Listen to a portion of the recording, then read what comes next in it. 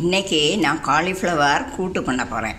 அதுக்கு என்னெல்லாம் வேணும்னா, காலிஃப்ளவரை இந்த மாதிரி சின்ன சின்னதாட்டு பீஸ் பண்ணி அதை சால்ட்டும் போட்டு சூடு தண்ணியில் போட்டு எடுத்துருக்கேன். 2 டொமேட்டோவை இந்த மாதிரி சின்னதாக கட் பண்ணியிருக்கேன். 2 பச்சை மிளகா 2ஆக கீறி வச்சுருக்கேன். ஒரு பெரிய வெங்காயத்தையும் நீளத்தில் நறுக்கி வச்சுருக்கேன். 5-6 பல்லு பூண்டு, தாளிக்கிறதுக்கு கறிவேப்பிலை. கடாயில் 1 டேபிள் ஸ்பூன் எண்ணெய் ஊற்றிருக்கேன்.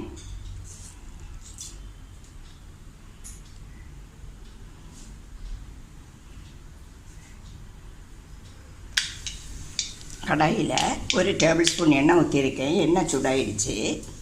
கடுகு,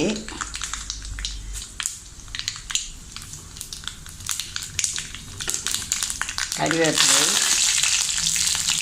நான் 2ஆக கீறி வச்சுருக்க பச்சை மிளகாய், பூண்டு, அப்புறமா இந்த வெங்காயம் நறுக்கினது.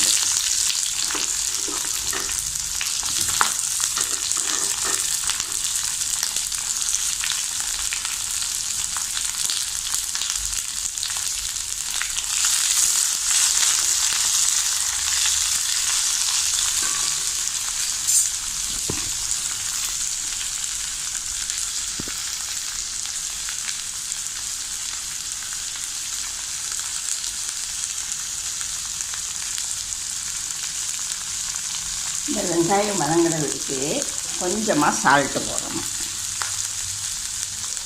ஏன்னா காலிஃப்ளவரில் சால்ட்டு போட்டு தான் சூடாக்கி எடுத்துருக்கேன். அப்புறமா இந்த தக்காளியும் அதில் தட்டணும்.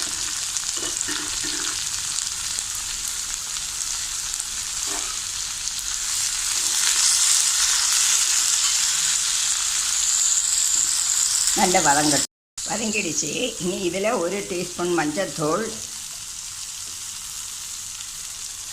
1 டீஸ்பூன் சில்லி பவுட்ரு போட்டு கொஞ்சமாக தண்ணியும் ஊற்றணும்.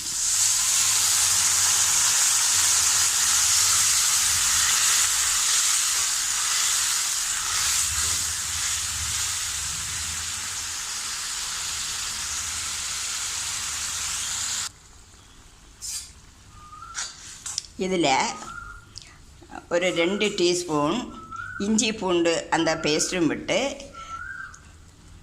பின்ன டொமேட்டோ சாஸு அதுவும் கொஞ்சம் விடணும். இது நல்லா தழைச்சி நல்லா திக்காகி வரும். அப்போ இந்த காலிஃப்ளவரை வச்சு வச்சுருக்கோம் இல்லையா, அதையும் தூக்கி கொட்டி நல்லா கிளறி கொடுக்கணும்.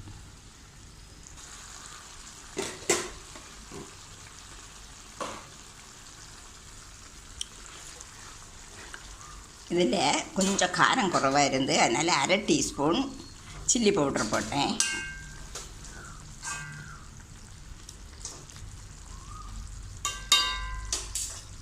இனி இதை மூடி வச்சு கொஞ்சம் வதங்க விடணும். நல்ல திக்காக இருக்கும்.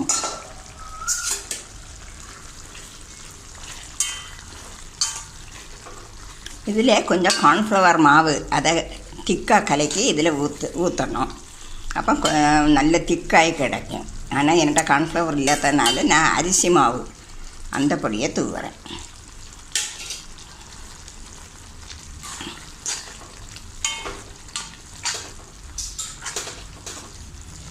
சால்ட் எல்லாம் சரியாக இருக்கான்னு பார்த்துக்கணும்.